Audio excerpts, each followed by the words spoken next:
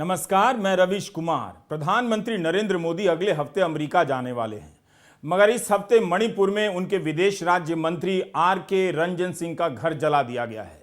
क्या यह अच्छा लगेगा कि देश का एक राज्य 1 महीने से जल रहा है और अमेरिका में गोदी मीडिया इस दौरे को लेकर ग्लोबल लीडर का तमाशा रच रहा है।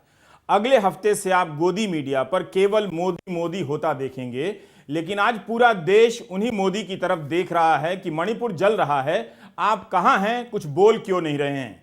केंद्रीय मंत्री का घर जला दिया गया, फिर मणिपुर के पहाड़ी इलाकों और गांवों में क्या हाल होगा। 20 मई को विदेश राज्य मंत्री राजकुमार रंजन सिंह ने प्रधानमंत्री को एक पत्र भी लिखा था। उस पत्र की अंतिम पंक्ति थी, sir this is an SOS, praying for your kind indulgence and blessings. मतलब सर स्थिति बहुत भयावह है, आप इसे इमरजेंसी सायरन की तरह समझें और कदम उठाएं। 20 मई के इस पत्र के बाद 25 मई को विदेश राज्य मंत्री के घर पर हमला हुआ था। उस समय वे घर में मौजूद थे। सुरक्षा बलों को पत्थरबाजी रोकने के लिए आंसू गैस के गोले छोड़ने पड़े। इसके एक दिन पहले यानी 24 मई को मंत्री जी के ही संसदीय क्षेत्र में राज्य के गृह राज्य मंत्री के घर पर भीड़ ने हमला कर दिया था। 16 जून को विदेश राज्य मंत्री का घर जला दिया जाता है। ऐसा लगता है कि प्रधानमंत्री से उनकी SOS अपील का कोई फायदा नहीं हुआ। ये हालात हैं इस देश के और मणिपुर के। जब घर जलाया गया तब राजकुमार रंजन सिंह केरला में थे। उनसे सवाल पूछा जाना चाहिए कि वे G20 के दलों की बैठक में क्यों गए, क्या उनकी जगह कोई और नहीं जा सकता था। इस बैठक में भारत जापान सहयोग, जापानी भाषा के प्रमोशन, संपर्क और एक्ट ईस्ट फोरम पर बातचीत हो रही थी। क्या विदेश राज्य मंत्री ने एक्ट ईस्ट फोरम पर बातचीत करते हुए वहां मणिपुर के बारे में कुछ भी बताया होगा कि वे अपने क्षेत्र में नहीं जा सकते, उनके घर पर भी हमले हो रहे हैं। क्या यह बहुत जरूरी काम है G20 में जाना, और यह तभी किया जाना चाहिए जब मंत्री का घर जल रहा हो या उनका संसदीय क्षेत्र हिंसा की चपेट में हो। G20 की बैठक को लेकर मंत्री ने ट्वीट किया और इसके एक दिन बाद खबर आती है कि उनका घर फूंक दिया गया। ऐसे में G20 में भारत की क्या साख रह जाएगी कि उनके ही शहर में मोदी सरकार के मंत्री का घर जल रहा है। वे दिल्ली में क्यों हैं, केरला क्यों गए। 30 अप्रैल को विदेश राज्य मंत्री भी इंफाल में थे। उस दिन मन की बात के 100वें एपिसोड का प्रसारण हो रहा था। यह तस्वीर उसी वक्त की है। राजकुमार रंजन सिंह, मुख्यमंत्री बीरेंद्र सिंह और केंद्रीय मंत्री भूपेंद्र यादव के साथ मन की बात सुन रहे हैं। बताइए, यह हाल हो गया है। मन की बात सुनने के लिए केंद्रीय मंत्री मणिपुर में है। एक रेडियो प्रोग्राम के लिए राज्य का मुख्यमंत्री टाइम निकाल रहा है। इतना वक्त आम जनता को नहीं मिलता होगा। चूंकि प्रधानमंत्री का रेडियो कार्यक्रम है तो यह डबल इंजन की सरकार का राजकीय कार्यक्रम बन जाता है। इसके बाद फेसबुक पर मंत्री जी पोस्ट करते हैं और लिखते हैं कि मोदी जी के शब्दों ने समाज बदलने के लिए कई युवाओं को प्रेरित किया है। 1 महीने के भीतर उन्हीं कई युवाओं में से कई युवाओं ने मंत्री जी का घर जला दिया। मन की बात कार्यक्रम अब लापता हो चुका है। विदेश राज्य मंत्री ने प्राइवेट समाचार एजेंसी ANI से कहा है कि मेहनत और पसीने से घर बनाया था। जिन गांवों में घर जलाए गए हैं उनका घर भी मेहनत और पसीने से बना होगा। फिर भी मंत्री जी का दर्द समझा जाना चाहिए। 20 मई को पत्र लिखते हैं प्रधानमंत्री को कि मणिपुर बंट गया है, लेकिन आज कह रहे हैं कि उन्होंने ऐसी उम्मीद नहीं की थी। जब बंट गया है और आपको दिखाई दे रहा था तब तो उस हालात में कुछ भी हो सकता है। यही नहीं, उनके घर जलाए जाने से एक दिन पहले मणिपुर के एक कैबिनेट मंत्री का घर जला दिया गया। उनकी यह चिंता वाकई डराने वाली तो है कि अगर गुरुवार की रात उस घर में उनके परिवार के सदस्य होते तो क्या होता। यही तो हम भी पूछ रहे हैं कि जिस राजधानी में एक केंद्रीय मंत्री का परिवार सुरक्षित नहीं है, उस राज्य में आम लोगों की क्या हालत होगी। अब मंत्री जी साफ साफ कह रहे हैं कि मौजूदा सरकार कानून व्यवस्था बनाए रखने में फेल हो चुकी है। विदेश राज्य मंत्री ने कहा है कि उन्होंने प्रधानमंत्री और गृहमंत्री को भी बताया है। आज गृहमंत्री अमित शाह ने भी उन्हें फोन किया था। प्राइवेट समाचार एजेंसी ANI को विदेश राज्य मंत्री जी ने बताया कि उनके घर तक आग बुझाने वाली गाड़ी पहुंच नहीं सकी। भीड़ ने रास्ता रोक दिया। मीडिया की खबरों में बताया जा रहा है कि 400 उपद्रवियों ने उनके घर पर हमला किया। यह भी पढ़ने को मिला कि राज्य में सेना और केंद्रीय बलों के 65,000 जवान तैनात हैं और राज्य की आबादी केवल 35 लाख है। इसके बाद भी राजधानी इंफाल में भीड़ एक मंत्री का घर घेर लेती है और जलाकर चली जाती है। वो भीड़ किसकी थी? कुकी समुदाय के लोगों की या मैतेई की? इस तस्वीर में नेप्चा किपगेन गृहमंत्री अमित शाह के साथ राहत शिविरों का दौरा कर रही हैं। नेप्चा राज्य की अकेली महिला मंत्री हैं और कुकी समुदाय से आती हैं। 1 जून की यह तस्वीर है। इसके 2 हफ्ते बाद उनका सरकारी घर जला दिया जाता है। बुधवार को राज्य की कुकी मंत्री का घर जलाया गया और गुरुवार को केंद्र के विदेश राज्य मंत्री का, जो मैतेई समाज से हैं। क्या कुकी समुदाय के विधायक का घर जला, इसलिए प्रतिक्रिया में मैतेई समुदाय के सांसद का घर जला दिया गया? आपने एक फालतू का नारा सुना होगा। फालतू इसलिए कि कभी नहीं सोचा होगा कि यह डबल इंजन होता क्या है, इससे किसी राज्य को क्या अलग मिल गया। आपने कभी सोचा ही नहीं और कई सालों से भारत की राजनीति में डबल इंजन का फालतू नारा चलता जा रहा है। कभी रुककर इस पर सोचिए और पूछिए कि मणिपुर में तो डबल इंजन की सरकार है, वहां सरकार के दोनों इंजन किधर चले गए? 2-2 इंजन फेल हो गए। मोदी जी के मंत्री ही कह रहे हैं कि कानून व्यवस्था फेल है, तो मोदी जी को क्या करना चाहिए? उनकी पार्टी के मुख्यमंत्री को क्या करना चाहिए? क्या बीरेन सिंह की सरकार को बर्खास्त नहीं कर देना चाहिए? कम से कम कुछ करने के नाम पर बंगाल में ममता बनर्जी की सरकार ही बर्खास्त कर दीजिए। यही राजनीति करते हैं ना। इस राज्य में कुछ भी होता है, केंद्रीय मंत्री और बीजेपी के नेता तुरंत गाड़ी लेकर पहुंच जाते हैं और राष्ट्रपति शासन लगाने की मांग करने लग जाते हैं, मगर मणिपुर का दौरा करने की हिम्मत किसी में नहीं नजर आती। आपने देखा कि विपक्षी दलों की सरकारों की घटनाओं को लेकर केंद्र सरकार और बीजेपी के नेताओं का क्या रवैया होता है, और उससे भी गंभीर अपनी पार्टी की सरकार वाले राज्यों में क्या रवैया होता है। मणिपुर से लोकसभा के 2 ही सांसद चुनकर आते हैं। राजकुमार रंजन सिंह बहुसंख्यक मैतेई समुदाय से हैं और दूसरे सांसद अल्पसंख्यक नगा समुदाय से हैं। कुकी समुदाय से कोई सांसद नहीं है। राज्य में बीजेपी के टिकट पर कुकी चिनजोमी समुदाय के 7 विधायक जीते हैं। इसमें 2 मंत्री हैं। जिस सांसद और विदेश राज्य मंत्री का घर जलाकर राख कर दिया हो, उन्होंने 20 मई को प्रधानमंत्री को एक पत्र लिखा और जो कहा है वही सच होता दिख रहा है। विदेश राज्य मंत्री राजकुमार रंजन सिंह ने प्रधानमंत्री को लिखा कि मणिपुर में एथनिक लाइन पर बाल्कनाइजेशन को बढ़ावा नहीं मिलना चाहिए। बाल्कनाइजेशन एक ऐतिहासिक टर्म है।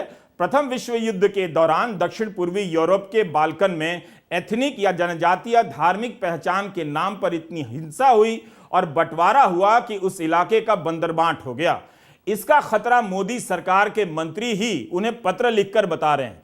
तो आप अंदाजा लगा सकते हैं कि हालत क्या है, और अगर हालात इतने गंभीर हैं तो ये मंत्री जी खुद क्या कर रहे हैं वो भी देखिए। कायदे से इन्हें मणिपुर में होना चाहिए जहां के ये सांसद हैं। अगर डबल इंजन के दौर में मणिपुर में बाल्कनाइजेशन के हालात बन रहे हैं और यह बात मोदी सरकार के मंत्री ही प्रधानमंत्री को लिखकर बता रहे हैं, तब 3 बातें होनी चाहिए। मुख्यमंत्री को बर्खास्त कर देना चाहिए, ऐसा कहने के लिए विदेश राज्य मंत्री से इस्तीफा ले लेना चाहिए, और तीसरी बात का कोई मतलब नहीं। प्रधानमंत्री तो कुछ बोल ही नहीं रहे हैं। बीजेपी का एक सांसद मणिपुर के टुकड़े टुकड़े होने की बात कह रहा है। कम से कम बीजेपी बता दे कि टुकड़े टुकड़े गैंग के कौन कौन हैं इसमें। यही होता है नफरत की राजनीति का हाल। हमेशा नफरत की राजनीति आपको गटर की तरफ ले जाती है। वहीं दूसरी तरफ बीजेपी हैशटैग चला रही है 9 years of North East prosperity. इन पोस्टरों में असम को लेकर दावा किया गया है कि पूर्वोत्तर में शांति के अभूतपूर्व प्रयास, बोडो, ब्रू रियांग और असम में आदिवासी शांति समझौते के अतिरिक्त कई दूसरे शांति समझौते कर मोदी सरकार ने उत्तर पूर्व में जन भावनाओं का आदर करते हुए शांति स्थापित करने की दिशा में कदम बढ़ाए हैं। आज इन सारे पोस्टरों के मणिपुर में चिथड़े उड़ गए हैं। एक पोस्टर मणिपुर को लेकर भी जारी कर दिया जाता। अब ना तो एक्ट ईस्ट पॉलिसी नजर आ रही है, ना पीएम की डिवाइन पॉलिसी। इस पोस्टर में लिखा है उत्तर पूर्व के साथ और भी अधिक मजबूती से जुड़ा शेष भारत सड़क से ही जोड़ने में रह गए। यह भी तो देखिए कि जिस देश में 230 से अधिक न्यूज चैनल हैं, कितनों पर मणिपुर को लेकर विस्तृत जानकारी है, कवरेज है। यह कौन सा जुड़ना हुआ कि 3 मई से इंटरनेट बंद है और मणिपुर के हालात की कोई तस्वीर देश के सामने नहीं है। ये कूल देशद्रोही है बीजेपी वाले, कूल स्टाइल, गगनम स्टाइल वाला, जैसे उसी स्टाइल का देशद्रोही है। हाँ, चश्मा पहनते हैं, आपको लगेगा नहीं कि एकदम एंटी नेशनल है। अच्छे अच्छे शब्द के इस्तेमाल करेंगे, अखंडता, संप्रभुता, देश का विकास, इस तरह के शब्द इस्तेमाल करेंगे ये देशद्रोही लोग, और करेंगे वही काम। और उनके साथ कुछ जुगलबंदी की आवश्यकता है। तो मैं कल का जो टीवी का जो मेन डिबेट के जो है, कुछ चैनल का नाम तो मैं ढक लेता हूं, लेकिन मैं दिखा दूंगा कि हेडलाइंस क्या था। मणिपुर जल रहा था, लेकिन मुस्लिम मुक्त उत्तराखंड, जान बचाकर भाग गए मुसलमान। एक चैनल। 24 में सिर्फ एक बंदा काफी, कसम संविधान की। वाह!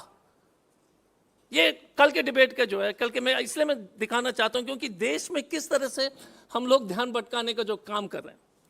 हिंदुओं के एक चैलेंज का असर क्या? एक चैनल। ये कल शाम की डिबेट है भाई साहब, और कोई नहीं, 2-3 दिन की नहीं है। तो इसलिए हो रहा है मुसलमान पलायन। जैक डोरसी वोरसी सब पीछे, रेसलर पीछे, मणिपुर पीछे। भाई साहब का जो एजेंडा है, तो इसको पूरा करना है आप लोग को। सोशल मीडिया पर मणिपुर की हिंसा को लेकर कुछ तस्वीरें हैं, वो भी कुछ ही हैं। इंटरनेट बैन करने से कुछ नहीं होता। 1.5 महीने से इंटरनेट बैन है, फिर भी हिंसा काबू में नहीं। इसका मतलब है कि इंटरनेट ना कारण है और ना बाधा। हमारी मजबूरी है कि हम कोई भी वीडियो या तस्वीर नहीं दिखा सकते, उसकी पुष्टि मुश्किल है। हम न्यूज़ चैनल नहीं हैं, फिर भी आप इस वीडियो को पूरा देखिए, काफ़ी कुछ जानने को मिलेगा। आपको यह भी पता चलेगा कि हिंदी के अखबारों और चैनलों ने आप दर्शकों को किस तरह अंधेरे में बंद कर दिया है। केवल मंत्रियों के घर नहीं जले हैं, न जाने कितने गांव, कितने घरों को जला दिया गया है। 250 से अधिक चर्च जलाए जाने की खबरें कई जगहों पर छप रही हैं। जाने कितने हजार लोग विस्थापन का जीवन जी रहे हैं। मुख्यमंत्री बीरेंद्र सिंह का आज दैनिक भास्कर में इंटरव्यू छपा है। उस इंटरव्यू में उनकी भाषा बता रही है कि इस अराजकता के बाद भी उन्हें दिल्ली का पूरा भरोसा हासिल है। बीरेंद्र सिंह तो खुलकर बोल रहे हैं कि मणिपुर में बाहर से लोग आ गए हैं, ये म्यांमार से आए हैं, हम उन्हें भगाने का काम कर रहे हैं, घुसपैठियों को इंडियन सिटीजनशिप नहीं लेने देना है। पहले भी इसके लिए कदम उठाए थे, अब भी उठा रहा हूं। लोगों को गलतफहमी हो गई है कि कुकी मैतेई के बीच लड़ाई चल रही है, हम तो बाहरी लोगों को डिपोर्ट कर रहे हैं। बस यही बाहरी बनाम भीतरी की राजनीति है। असम पहुंचकर यही राजनीति बांग्लादेश से आए घुसपैठियों का भूत खड़ा करती है और मणिपुर पहुंचकर म्यांमार से आ रहे घुसपैठियों और उग्रवादियों का भूत खड़ा कर रही है। मुख्यमंत्री बीरेंद्र सिंह सीमा पार पर सारा दोष मढ़ते हुए नजर आ रहे हैं। तब तो प्रधानमंत्री से और भी पूछा जाना चाहिए कि क्या आपने या आपके विदेश मंत्री ने म्यांमार के सैनिक शासन से बात की है, कोई चेतावनी दी है कि भारत की सीमा में उग्रवादी भेजने का नतीजा अच्छा नहीं होगा। 2017 में भारत के प्रधानमंत्री नरेंद्र मोदी म्यांमार गए थे। जब फरवरी 2021 में वहां तख्ता पलट हुआ, चुनी हुई सरकार हटा दी गई, तब भारत ने उसकी निंदा तक नहीं की। यह तो है आपकी विदेश नीति। मदर ऑफ डेमोक्रेसी कहलाते हैं और लोकतंत्र खत्म किए जाने पर निंदा तक नहीं कर पाते। लगे हाथ इस खबर को पढ़िए और मुख्यमंत्री बीरेंद्र सिंह को भी पढ़ा दीजिए। यह खबर इसी साल 19 मई की है, यानी मणिपुर में हिंसा भड़कने के बाद की है। हिंदू बिजनेस लाइन में दिलीप सिंह ने लिखा है कि भारत ने फरवरी 2021 में म्यांमार में सैनिक तख्ता पलट के बाद 422 करोड़ के हथियार भेजे हैं। यह संयुक्त राष्ट्र की रिपोर्ट है। बताइए, भारत म्यांमार को हथियार दे रहा है और मणिपुर के मुख्यमंत्री आरोप लगा रहे हैं कि वहां से आए उग्रवादी हिंसा कर रहे हैं। नवंबर 2021 में चुराचांदपुर में कथित म्यांमारी इंसर्जेंट के हमले में असम राइफल्स के अफसर, पत्नी, बच्चा और 4 जवान मारे गए। क्या भारत अब भी म्यांमार को हथियार दे रहा है? नवंबर 2021 की घटना के अगले महीने विदेश सचिव हर्षवर्धन श्रृंगला यूंटा प्रतिनिधियों से मिलने गए थे और वहां बॉर्डर की बात उठी थी। तख्ता पलट के बाद भारत और म्यांमार के बीच पहली बार इतनी हाई लेवल की मीटिंग हुई थी। तब विदेश मंत्रालय का बयान आया कि दोनों पक्षों ने कहा है कि वे एक दूसरे के खिलाफ हानिकारक गतिविधियों के लिए अपनी जमीन का इस्तेमाल नहीं होने देंगे। म्यांमार का जिक्र कर मुख्यमंत्री बीरेंद्र सिंह ने प्रधानमंत्री मोदी की विदेश नीति को भी घसीट लिया है। अब विदेश मंत्री बता दें कि म्यांमार के साथ जो करार हुआ था कि वह भारत के खिलाफ अपने इलाके का इस्तेमाल नहीं होने देगा। क्या हुआ? क्या प्रधानमंत्री ने इस बार की हिंसा को लेकर म्यांमार सरकार से कोई बात की है? बाहरी बनाम भीतरी की राजनीति बहुत विचित्र होती है, इसे ध्यान से समझिए। साथ साथ धंधा भी चलता है और इसके नाम पर गलाकाट राजनीति भी। मणिपुर के मुख्यमंत्री म्यांमार से आए लोगों को घुसपैठिया बता रहे हैं। फरवरी 2021 में जब तख्ता पलट हुआ तब वहां से भागकर लोगों ने मिजोरम में शरण ली थी। तब केंद्र का इस बारे में क्या रुख था? मिजोरम की सरकार म्यांमार से आए शरणार्थियों को शरण देना चाहती थी, केंद्र सरकार खिलाफ थी। मिजोरम की सरकार ने एक प्रक्रिया भी बना दी, केंद्र ने हटा दिया। काफी विवाद हुआ। मणिपुर और मिजोरम के नजरिए में ही म्यांमार से आए शरणार्थियों को लेकर बहुत अंतर है। बात बात में इतिहास और बाहरी के नाम पर होने वाली राजनीति का परिणाम आप फिर से मणिपुर में देख रहे हैं। जिस इतिहास को क्लासरूम या बेडरूम में आराम से पढ़ना चाहिए, उस इतिहास को आधे अधूरे तरीके से पेश कर टीवी और राजनीतिक क्षेत्र में घमासान मचाया जा रहा है। और नतीजा यह हो रहा है कि अपने ही देश के नागरिक हाथ में बैनर लेकर सड़क पर उतर रहे हैं कि वे भारतीय हैं और भारत सरकार के साथ हैं। बाहरी बनाम भीतरी की इस राजनीति ने केवल अपने नागरिकों को असुरक्षित किया है, उन्हें हिंसा के रास्ते पर धकेला है। कहीं लोग इसके नाम पर लिंच किए जा रहे हैं तो अब घर से लेकर राज्य तक जलने लगा है। अब वो सारे इतिहासकार जो बाहरी बनाम भीतरी के एक्सपर्ट हो गए थे, वे मैदान छोड़कर भाग गए हैं, आपको नफरत की आग में झोंककर। इनके पास नफरत और इतिहास की एक ही किताब है। इसी एक किताब को लेकर कभी असम में घूमते हैं, कभी मणिपुर में घूमते हैं, कभी यूपी में घूमने लग जाते हैं। इस राजनीति का नुकसान असम देख चुका है, जिसे ध्यान में रखकर 2019 में नागरिकता कानून लाया गया। कितना बवाल हुआ। उस नागरिकता कानून को संसद से पास कराया गया, लेकिन आज तक लागू नहीं हुआ है। आज तक पिछले विधानसभा चुनाव में बीजेपी ने असम में नागरिकता कानून की बात तक नहीं की, लेकिन अब वैसी ही बात मणिपुर में चलाई जा रही है। मुख्यमंत्री म्यांमार से आए लोगों के नाम पर नागरिकता का सवाल उठा रहे हैं। मैतेई सांसद और विदेश राज्य मंत्री राजकुमार रंजन सिंह ने भी प्रधानमंत्री को पत्र लिखा है और यही सब कहा है। साफ साफ दिख रहा है कि इस आग को राजनीति की किस सूखी लकड़ी से जलाया जा रहा है। मुख्यमंत्री बीरेन सिंह अभी भी बाहरी की बात किए जा रहे हैं।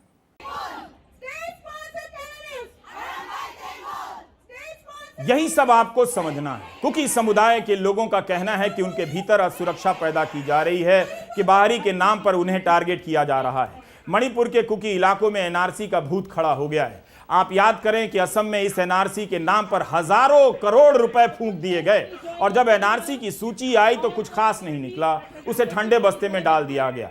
एक राज्य में जो आग जलकर बुझ गई है, उसी आग से दूसरे राज्य के घर जलाए जा रहे हैं। एक समुदाय को घुसपैठियों के नाम पर टारगेट करने का खेल कितना खतरनाक हो सकता है, आप देखिए। मुख्यमंत्री बीरेन सिंह ने दैनिक भास्कर से कहा है कि कुकी मैतेई का झगड़ा नहीं है।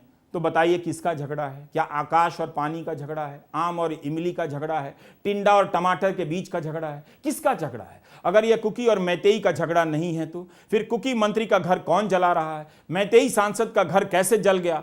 अमित शाह के दौरे के बाद 10 जून को जो शांति कमेटी बनी थी, उससे मैतेई और कुकी समुदाय के संगठन क्यों बाहर हो गए? यह कमेटी तो गृह मंत्रालय ने बनाई थी। क्यों नहीं बीरेन सिंह पर सभी को विश्वास हो रहा है। दैनिक भास्कर से बीरेन सिंह ने फिर से अफीम की खेती का राग खड़ा कर दिया। कुकी समुदाय को लगता है कि इसकी खेती के नाम पर उनके इलाके को संरक्षित क्षेत्र घोषित किया जा रहा है ताकि खाली कराया जा सके।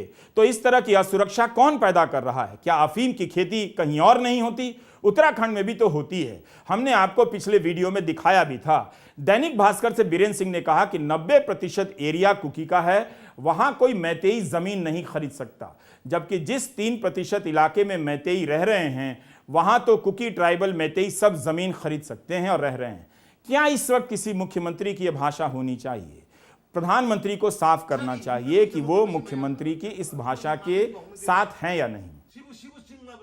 हर तरफ से मांग हो रही है कि बीरेन सिंह की सरकार बर्खास्त कर दी जाए, राष्ट्रपति शासन लगाया जाए, वरना एक दौर ऐसा भी था जब 26 जनवरी 2016 की पूर्व संध्या पर, याद कीजिए, अरुणाचल प्रदेश की सरकार बर्खास्त कर दी गई थी और राष्ट्रपति शासन लगाने का असंवैधानिक काम किया गया था। कोर्ट ने कहा था बकायदा यहां तो सभी को दिख रहा है कि संवैधानिक व्यवस्था चरमरा गई है।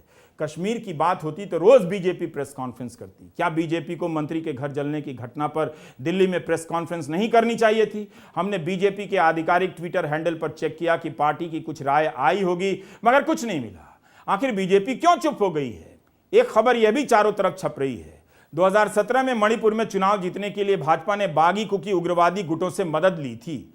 इंडिया टुडे की एक रिपोर्ट बताती है कि एक विद्रोही कुकी संगठन के अध्यक्ष ने 2019 में गृहमंत्री अमित शाह को पत्र लिखा, जिसमें दावा किया कि 2017 में असम के मुख्यमंत्री हिमंता बिस्वा शर्मा और भाजपा नेता राम माधव ने मणिपुर विधानसभा चुनाव जीतने के लिए उनसे मदद ली थी। दोनों नेता उस समय पूर्वोत्तर भारत में पार्टी का प्रभार संभाल रहे थे। इस रिपोर्ट में राम माधव ने खंडन किया है। हिमंता बिस्वा शर्मा का जवाब इस रिपोर्ट में नहीं है। बताइए, चुनाव आता है तो उग्रवादियों से मदद लेने की बात सामने आती है। अब मणिपुर के मुख्यमंत्री इन्हीं कुकी संगठनों को हिंसा का कारण बता रहे हैं। कम से कम हिमंता बिस्वा शर्मा को रिपोर्टर को जवाब देना चाहिए था कि यह आरोप सही है या नहीं। बोलने के हिसाब से लगता है कि हिमंता बिस्वा शर्मा के लिए सबसे जरूरी विषय राहुल गांधी हैं। राहुल गांधी पर उनके खूब ट्वीट मिल जाएंगे, लेकिन मणिपुर को लेकर उनके ट्विटर हैंडल पर उनके बयान खोजने में काफी दिक्कतों का सामना करना पड़ा। जबकि यह आरोप हवा में नहीं है। एनआईए कोर्ट में बकायदा कुकी उग्रवादी संगठन के नेता ने इस पत्र को अपने हलफनामे के साथ जमा किया है, जिसके आधार पर मीडिया में खबरें छपी हैं। कांग्रेस का कहना है कि हिमंता बिस्वा शर्मा को गिरफ्तार किया जाना चाहिए। खबरें छप रही हैं कि हिमंता बिस्वा शर्मा ने कुकी नेताओं से मुलाकात भी की है। ऐसे में सवाल पूछा जाना चाहिए कि बीरेन सिंह मुख्यमंत्री के तौर पर क्या कर रहे हैं? क्या हिमंता पूर्वोत्तर के प्रधानमंत्री हैं? अगर हिमंता ही बातचीत का मोर्चा संभाल रहे हैं तो देश कैसे जानेगा कि उनकी पहल का अब तक क्या नतीजा निकला? क्या मणिपुर की अब तक की हालत के लिए वे भी जिम्मेदार माने जाएंगे? एक उग्रवादी संगठन का नेता पत्र लिख रहा है कि बीजेपी की मदद की नहीं की होती तो 2017 में मणिपुर में उसकी सरकार नहीं बनती। किसी गोदी मीडिया ने सवाल पूछा कि हम आपके चक्कर में सवाल करने वाले लेखक साहित्यकारों को देशद्रोही कहते हैं, आतंकवादियों का दोस्त कहते हैं, और आप पर उग्रवादी संगठनों से चुनाव में मदद लेने का आरोप लगता है, हम आपको क्या कहें? कांग्रेस नेता जयराम रमेश ने इस खबर को विस्फोटक बताया है और कहा है कि जो लंबे समय से कहा जाता था आज सच साबित हो गया। यह उसी बात को बल देता है जो मैं हमेशा से कहता रहा हूं, मणिपुर आज भाजपा और आरएसएस की राजनीति के चलते जल रहा है। हकोक के साथ यूनाइटेड कुकी लिबरेशन फ्रंट के सदस्य हैं, मेन आदमी है। वो अपने वीडियो जारी करते कि मैंने तो यार राम माधव और हेमंत बिस्वा शर्मा और अमित शाह को तो मदद किया था चुनाव में। हम तो मिलिटेंट हैं, 2022 के चुनाव में हमने मदद किया, कोई सवाल नहीं कर रहा है। A militant group who has worked against the interest of India, no TV anchor is doing a show. Nobody is doing a show. Because Uttarakhand है ना भाई साहब। ये इनका एफिडेविट है, sign by him, address to mister Amit Shah, कि हमने आपको मदद किया साहब, I help you in election, आप हमको क्यों नोटिस दे रहे हो एनआईए के द्वारा, आपको तो ऐसी बात करनी नहीं चाहिए। लेकिन आप वो कुछ नहीं पूछेंगे, आप मतलब मालिक। Dear mister Amit Shah, NIA has given me notice, मैं आ नहीं सकता हूं क्योंकि मैंने तो आपको मदद किया। चुनाव में इतने जो है आपने हमसे मदद मांगा था, हमने मदद दिया। चुनाव हुआ जनवरी में 2022 में। फरवरी 2022 में Amit Shah releases 15 crores of your money, आपका टैक्स पेयर का पैसा, and 98 lakhs to the Kuki militant organisations. वाह बॉस, स्टाइल देखिए देशद्रोही वालों का स्टाइल। ये छोटा मोटा नहीं, ये तो डंके के चोट पे पैसे देते हैं, बोले कि बेटा जलाओ देश को। 15 crore was given to the militant organization plus 97 lakhs। अब ये लेटर है, ऑफिशियल लेटर, हमने नहीं लिखा। हाकिब साहब बोल रहे कि भाई साहब भाजपा आपने मदद किया देश को तोड़ने के लिए, अब चुनाव जीत गए हो, अब तो मत बुलाओ, official. But no TV debate, no anchor, no questions. Manipur में उग्रवाद की समस्या रही है। कुकी हो या मैतेई, दोनों के हथियारबंद समूह भी रहे हैं। इस बार तनाव इतना बढ़ चुका है कि इसे सामान्य करने में अब कई साल लगेंगे। इस अविश्वास को खत्म करना आसान नहीं। कुकी समुदाय ने मांग की है कि पहाड़ी क्षेत्रों में अलग से प्रशासनिक इकाई बनाए जाए। इसका मैतेई समुदाय के सभी लोगों ने विरोध किया है। मुख्यमंत्री बीरेन सिंह और विदेश राज्य मंत्री राजकुमार रंजन सिंह भी इसका विरोध करते हैं। लेकिन कुकी समुदाय के लोग कहते हैं कि हम प्रशासनिक क्षेत्र की मांग इस वजह से भी कर रहे हैं कि पहाड़ी क्षेत्रों में विकास नहीं हुआ है। अपने इस तर्क के समर्थन में कुकी समुदाय के लोग बाकायदा हिसाब दिखाते हैं कि किस तरह से विकास की योजनाओं का ज्यादातर पैसा मैतेई इलाके में खर्च हुआ है। जब तनाव के हालात हैं तब ऐसे में इस मांग को आक्रामक तरीके से रद्द करने का तुक समझ में नहीं आता। इस पर बातचीत हो सकती थी। आखिर पूर्वोत्तर के इलाकों में अलग अलग प्रशासनिक और क्षेत्रीय इकाइयां रही हैं। संविधान की 6ठी अनुसूची के तहत असम, मेघालय, मिजोरम, त्रिपुरा को लेकर इस तरह के 10 प्रशासनिक इकाइयां बनाई गई हैं। खबरों को पढ़ते हुए लगता है कि मणिपुर में सरकार को ही नहीं पता कि क्या हो रहा है। 28 मई को मुख्यमंत्री ने दावा कर दिया 40 उग्रवादी मारे गए, लेकिन पुलिस को जानकारी नहीं थी। फिर बीरेन सिंह ने कुकी उग्रवादियों के बारे में बयान दे दिया, लेकिन असम राइफल्स और CDS lieutenant general Anil Chauhan ने इसका खंडन कर दिया। हिंदू में विजेता सिंह की एक रिपोर्ट छपी है कि महिलाओं के हथियारबंद दस्ते ने 6 मुख्य सड़कों को जाम कर दिया है, जिसके कारण 2 हफ्ते से राज्य का दक्षिणी हिस्सा कट गया है और वहां तक सुरक्षा बल पहुंच नहीं पा रहे हैं। सूत्रों के हवाले से विजेता ने लिखा है कि सीएपीएफ और पैरामिलिट्री बलों में महिलाओं की कमी के कारण वे महिला प्रदर्शनकारियों से निपटने की हालात में नहीं हैं। सीआरपीएफ महिला सुरक्षा बल भेज रहा है।